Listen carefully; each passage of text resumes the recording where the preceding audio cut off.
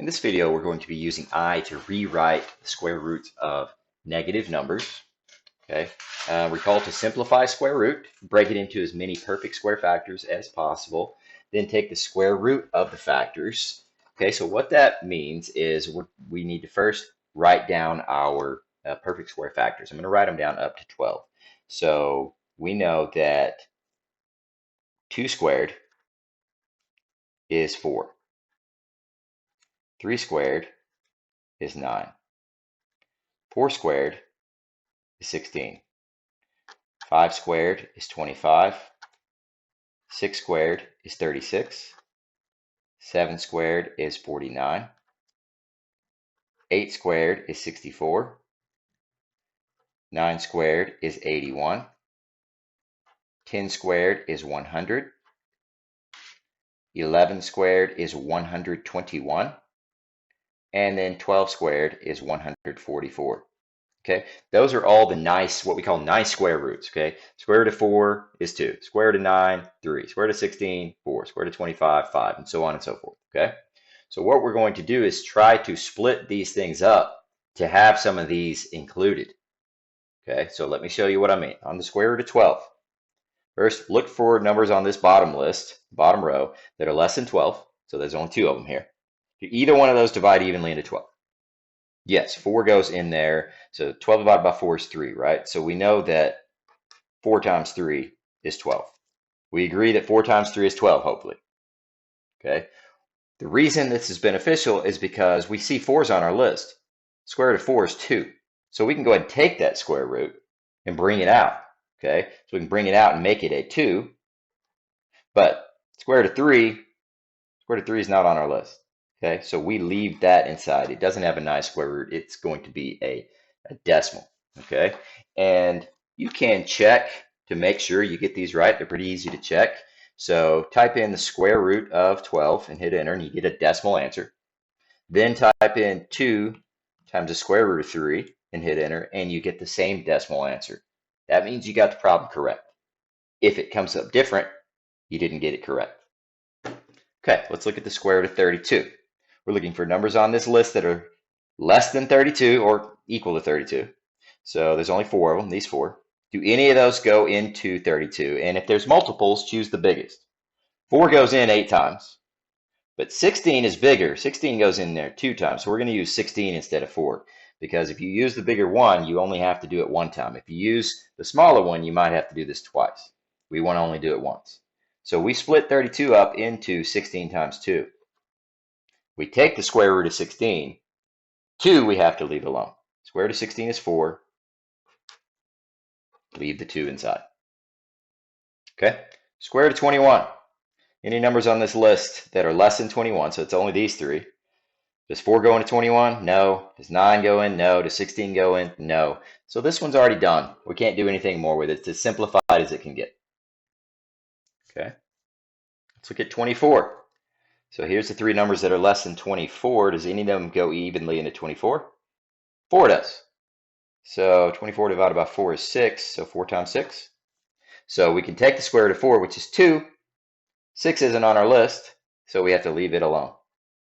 Okay, so 2, that's the square root of 4. Leave the 6 inside.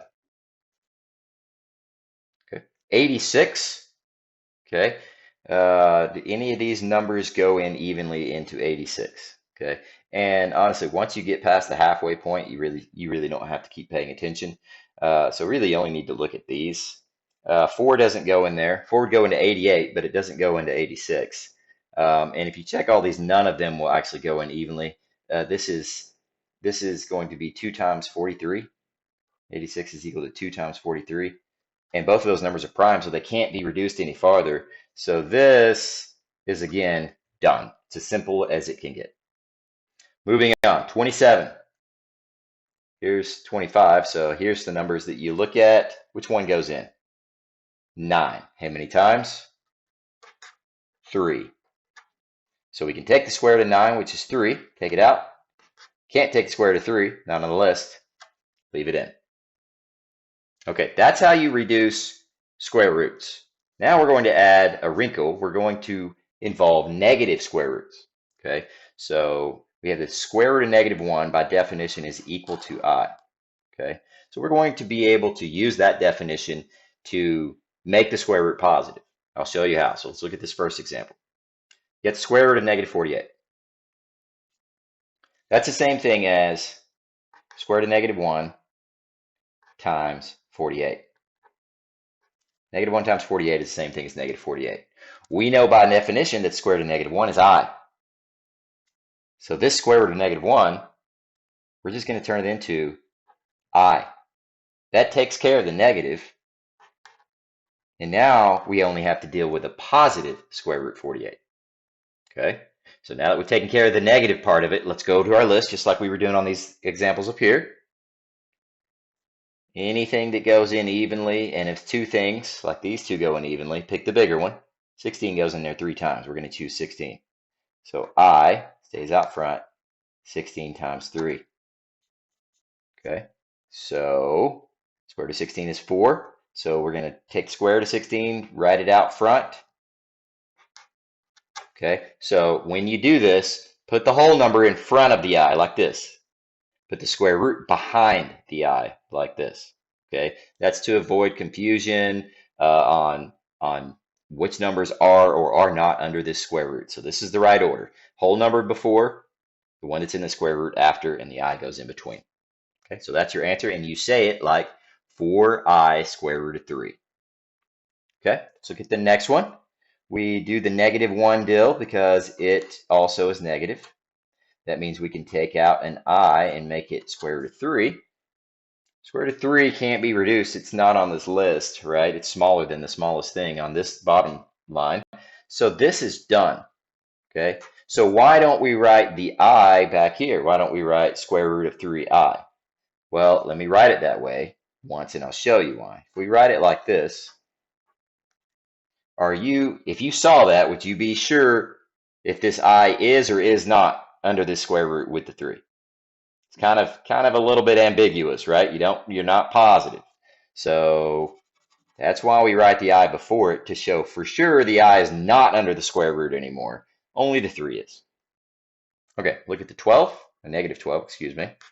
Factor out the -1. Put an I out front because of the square root.